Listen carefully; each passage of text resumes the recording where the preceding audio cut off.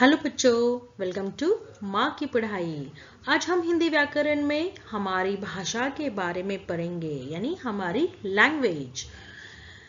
चलिए, हमारी भाषा भाषा विचारों को एक दूसरे तक पहुंचाने का माध्यम है। माध्यम यानी medium. Language is the medium of conveying ideas to each other. Okay, आगे देखते हैं। भाषा के दो रूप होते हैं, यानी लैंग्वेज के टू टाइप है, टू फॉर्म्स है।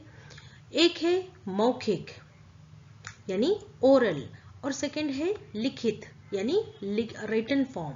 लिखित यानी रिटन फॉर्म और मौखिक यानी ओरल फॉर्म। तो यह भाषा के दो फॉर्म है, लैंग्वेज के टू फॉर्म्स है। आगे देखिए, बोलकर और सुनकर अपने मन की बात एक दूसरे तक पहुंचाना, यह भाषा का मौखिक रूप है। तो देखिए, अपने मन की बात दूसरे तक पहुंचाने के लिए हम बोलते हैं या किसी की बात सुनते हैं।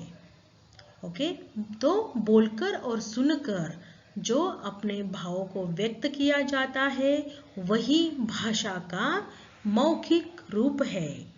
मौखिक रूप यानी ओरल फॉर्म। ओके, तो देखिए, it is the oral form of language to convey one's mind to each other by speaking and listening. तो यहाँ पे देखिए, नीचे पिक्चर में देखिए, यह तीन जो फ्रेंड्स है, यह एक दूसरे के साथ बातचीत कर रहे हैं। तो यह एक दूसरे के साथ बातें करना यानी अपनी मन की बात एक दूसरे के साथ प्रकट करना, तो यह भाषा का मौखिक रूप होता है। और दूसरा भाषा का मौखिक रूप देखिए, अब यह सेकंड पिक्चर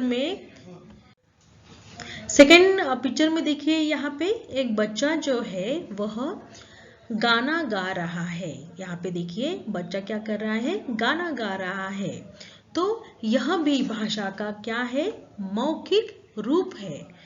नेक्स्ट पिक्चर में आपको देख रहा है, यह बच्चा क्या कर रहा है, म्यूजिक सुन रहा है, यानी गाना सुन रहा है। किसी ने कुछ बोला हुआ वो सुन रहा है। तो यह भी भाषा का मौखिक रूप है। ओके, तो सिर्फ ध्यान में रखिए, मौखिक रूप यानी जो बोलकर अपनी बातों को एक्सप्रेस कर सकते हैं, और जो सुनते हैं उसे मौखिक रूप कहते हैं भाषा का। ओके, चलिए अभी नेक्स्ट स्लाइड में देखते हैं।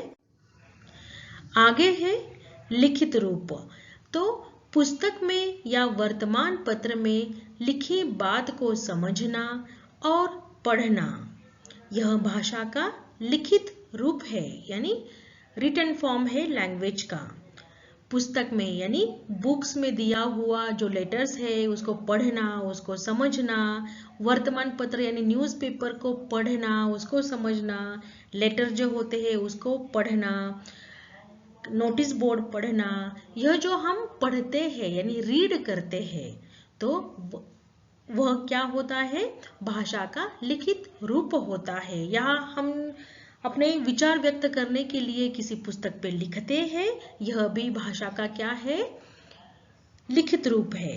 ओके, किसी भी बुक में लिखना, अपने विचारों को प्रकट करना, यह भी लिखित रूप है, यानी रिटन फॉर्म है लैंग्वेज का।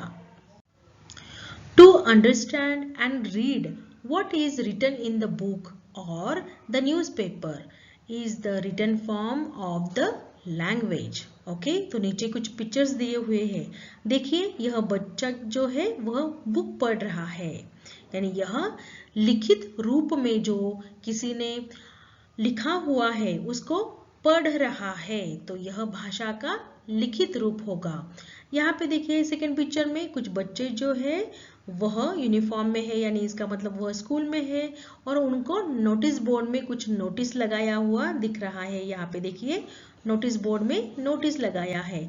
तो यह सारे बच्चे आकर उस नोटिस बोर्ड पर पढ़ रहे हैं। तो यह जो रिटन फॉर्म में जो नोटिस बोर्ड पे जो लिखा हुआ है उसको पढ़ना, यह भी भाषा का लिखित रूप है।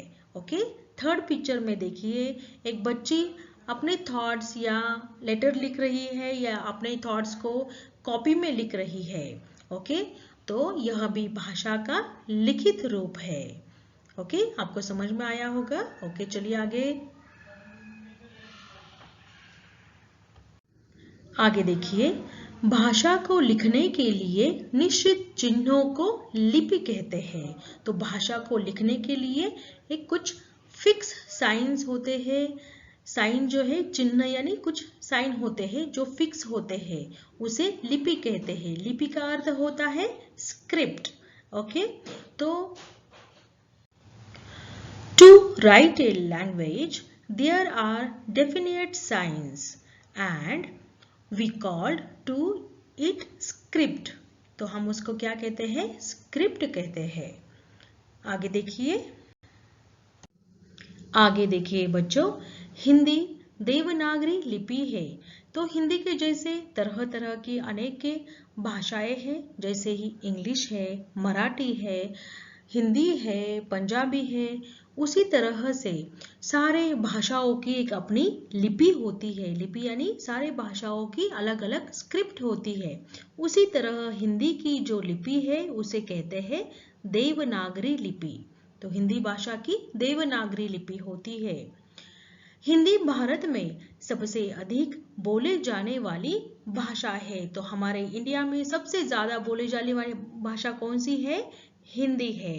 तो 40% से भी ज्यादा लोग हिंदी बोलते हैं। तो Hindi is the most spoken language in India. बहुत सारे लोग हिंदी का यूज करते हैं और इसको सरकारी कामकाज की भाषा भी कहा जाता है। देखिए बच्चों, यहाँ पे कुछ पिक्चर्स दिए हुए हैं और आपको मौखिक या लिखित कौन सी भाषा है आपको लिखना है, तो आपको और अच्छे से समझ में आ जाएगा। तो चित्र को देखकर भाषा का रूप लिखे। तो यह जो फर्स्ट पिक्चर दिख रहा है आपको, फर्स्ट जो चित्र दिख रहा है उसमें एक बच्चा कुर्सी के ऊपर बैठकर बुक पढ़ रहा है। तो यह बुक पढ़ रहा है, तो यह कौन सी भाषा हो गई? कौन सी भाषा का रूप है? तो यह लिखित भाषा का रूप है। ओके, कुछ भी लिखा हुआ अगर हम पढ़ रहे हैं, कुछ भी हो, न्यूज़पेपर हो, बुक हो, नोटबुक हो, लेटर हो, कुछ भी हो, तो वह भाषा का लिखित रूप होगा यानी रिटन फॉर्म होगा। ओके, सेकंड में देखिए, यह बच्चा भी म्यूजिक सुन रहा है। म्यूजिक सुन रहा है वह। तो ध्यान में रखिए बच्चों, जब हम सुनते हैं या जब हम बोलते हैं, यह भाषा का मौखिक रूप होता है। यह ध्यान में रखिए, मौखिक रूप।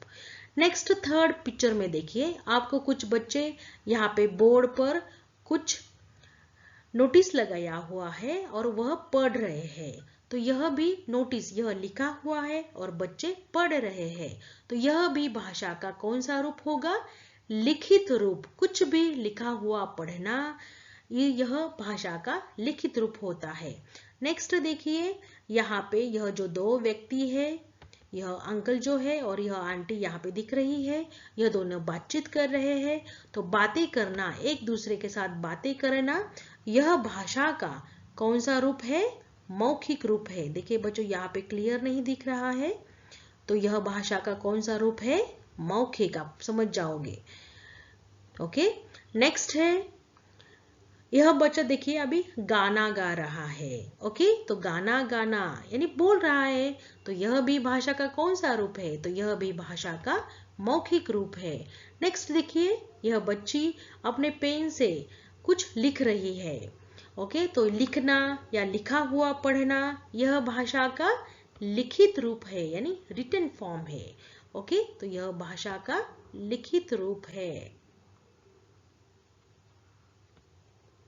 तो चलिए बच्चों, इसी के साथ हमने हमारी भाषा के बारे में थोड़ी सी जानकारी प्राप्त कर ली है।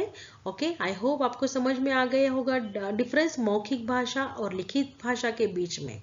अगर आपको वीडियो अच्छा लगे हो तो प्लीज लाइक कीजिएगा, शेयर कीजिएगा और मेरे चैनल को सब्सक्राइब कीजिएगा। Thank you.